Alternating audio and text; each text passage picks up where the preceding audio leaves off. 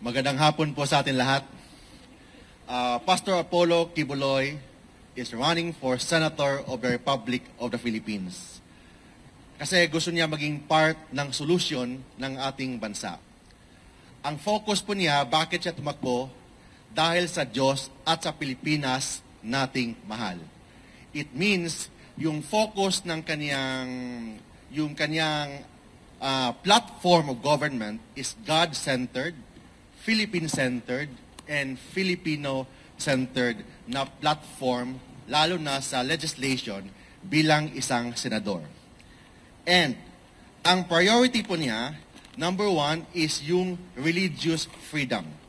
Naniwala po si Pastor Apollo Kibuloy that religious freedom is inviolable. It means kailangan ang government po natin should secure the holy grounds against state forces. Second, kailangan protektahan ang mga mahihirap, mga poor, particularly sa health, free medicine, fast medical services. Pastor Kibuloy will be the senator sa mga mahihirap, senator sa mga ordinaryong mga Pilipino, senador sa mga manggagawa. Madaling lapitan, willing makinig sa lahat ng problema ng taong bayan. And third, he will focus on education. He wants a massive quality education and zero corruption. Makita naman natin, exhibit number 1 is the KOJC.